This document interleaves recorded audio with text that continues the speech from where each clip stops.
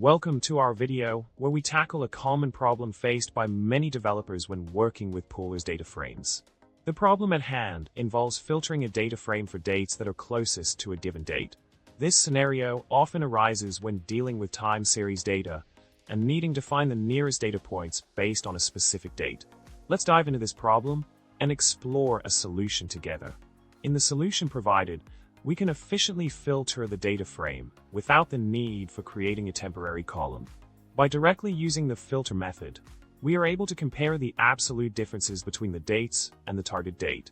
The code snippet df.filter m sadfacepl call date.abs.min == m achieves this by calculating the absolute differences, finding the minimum value, and then filtering the data frame based on that minimum difference. This concise approach streamlines the process and enhances the readability of the code.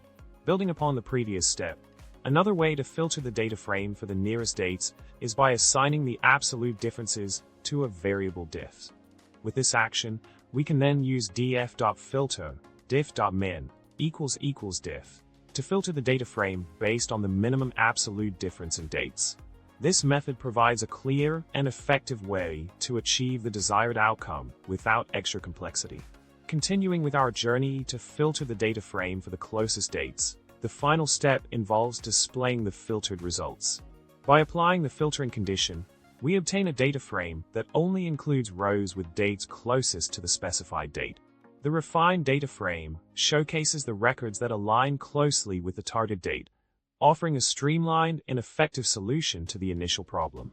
In summary, we have successfully addressed the problem of filtering a pooler's data frame for dates nearest to a given date.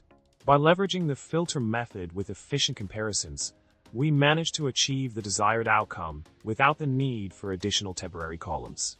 This approach not only simplifies the code, but also enhances the clarity of the filtering process. We hope you found this video helpful in enhancing your pooler's data frame filtering skills. Subscribe, like, and comment below with your thoughts and suggestions. Remember, happy coding and may your data always be close at hand.